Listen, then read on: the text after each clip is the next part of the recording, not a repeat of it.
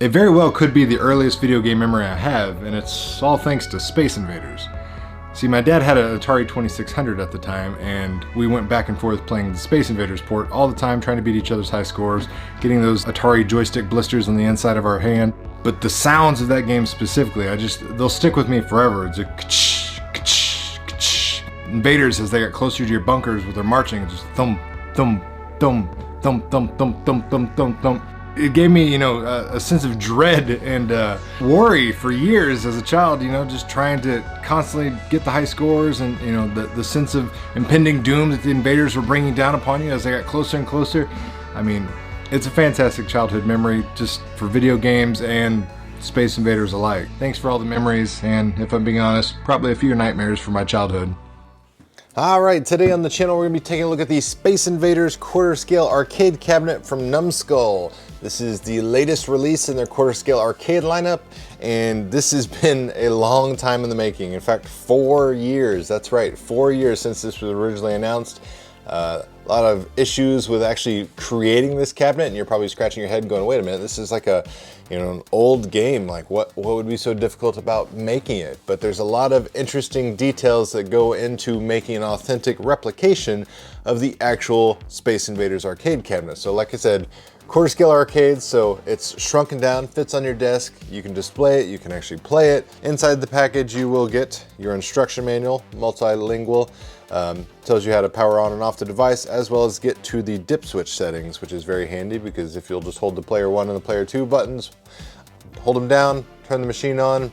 Once it boots up, it'll go into the menu settings and you can access all sorts of great features. When it comes to dip switch settings, there's a lot of changes and variations that you can do to the gameplay. You can turn to where the invaders themselves don't fire at you. You can turn on the bullet invincibility to different levels.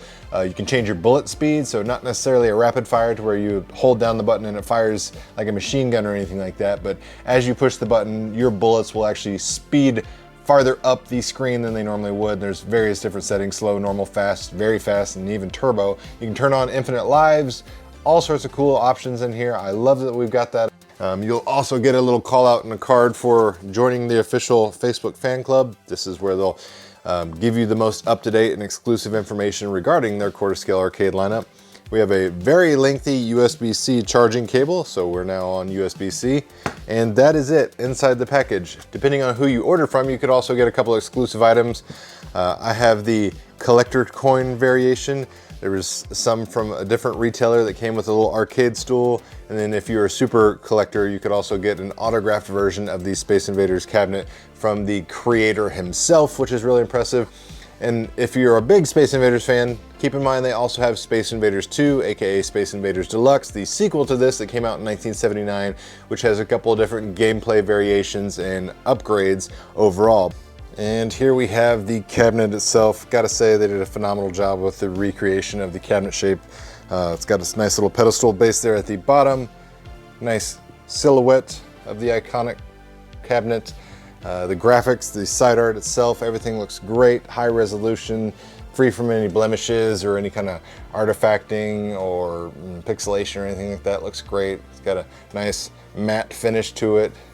It's not even going to show fingerprints, which is nice.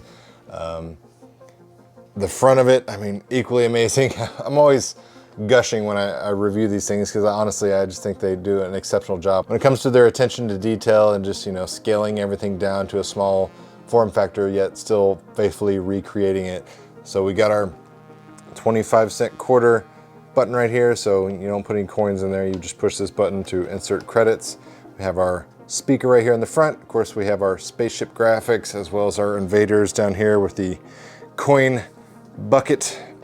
Oh, we always got to do this. Super satisfying to me. So I'll go ahead and peel off that initial protective layer off of the control panel, and it looks like we got one on the main screen itself. There we go. Peel those off. Super glossy finish to the control panel. All the instructions are easily legible. It's very tiny print, so it's probably going to be hard to find on the camera, but joystick only goes left and right as it should. There's no wiggle front and back, so you don't have to worry about accidentally like taking it out of alignment or breaking it off or anything like that. You got your single fire button, your player 1, your player 2 start. The depth on this is absolutely phenomenal. So it has the Pepper's Ghost effect. Essentially, the LCD screen is actually inside the bottom of the cabinet, reversed, mirrored up, and reflected back onto the back area of the cabinet. It's super deep, it's really good. And one cool detail about this that they absolutely nailed is the moon / planet there. It is actually going to be in the foreground, and in the background behind it is actually going to be the invaders, the scoring and everything. So it really gives you a nice depth. And they also included the super important detail. They have a black light back there for illumination, but it's also covered in a white shell, which gives it a nice little glow. If you just put the UV black light back there without that kind of white shell over it, it gets super dark and you don't have that nice little bright glow on these sides. But I mean, they did a phenomenal job with this thing. Like the marquee, you know, lights up, looks great. It's not washed out. It may be hard to tell over here with multiple lights here in my studio, but I mean, it looks phenomenal. Like I said, the bezel of the front glass itself, the screen, looks great. You know, we got the 3D, the spaceship and the invaders coming down that overhang a little bit into your play area, which is great. So the control panel art, the cabinet art itself, we get the orange, you know, faux T-molding, which looks great.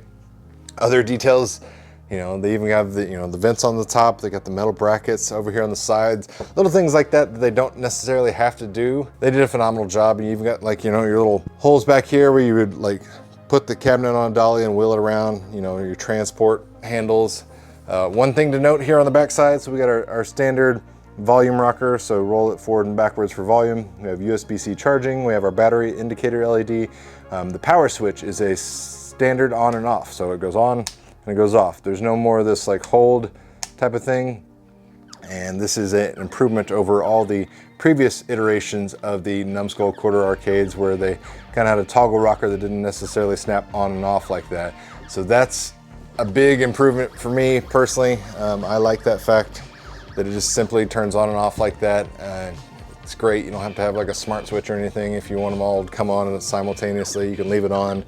And you don't really have to worry about toggling it on and off. But overall, I mean, just looking at this, it's amazing. It's a work of art. I can see why it took them so long, because as simple as the gameplay it is, and you know, as old as this game is, 1978, a lot of people are like, well, that's not, you know, anything hard to replicate, but it really is as far as making the cabinet super authentic. Emulation wise, the gameplay is exactly as you would expect. There's no hiccups, no chirps, no burps, no real issues whatsoever with the game itself, which is not shocking because it is an old, outdated game by today's standards, but it's not particularly hard to emulate.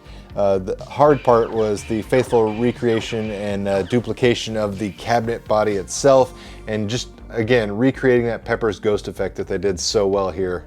Having the LCD inside the screen, reversed, mirrored up, having the UV black light, having the 3D depth of both the, you know, monitor bezel as well as the planet back there, having that all work exactly how it should is the achievement when it comes to technology and the, you know, just the sophistication that they had to go through to actually break this down and make this work in a quarter scale. And I think they did a phenomenal job. Like I said, if you're a fan of Space Invaders, they got Space Invaders, they got Space Invaders 2. Definitely check them out. Next on the horizon, they got Teenage Mutant Ninja Turtles as well as Turtles in Time coming. If you're interested in picking any of those cabinets up, I'll put product links down in the video description box below. But guys, let me know, how do you think this turned out? Was it worth the wait? 4 years in the making? Are you excited about this? Do you care about this? Are you impressed with the, you know, the technology it took to scale down the Space Invaders cabinet? Let me know your thoughts and opinions of this machine down in the comments below. If you enjoyed the content, make sure to hit that like button. Share this video with your friends if you found the information helpful. And as always, thanks for watching, guys. It really means a lot.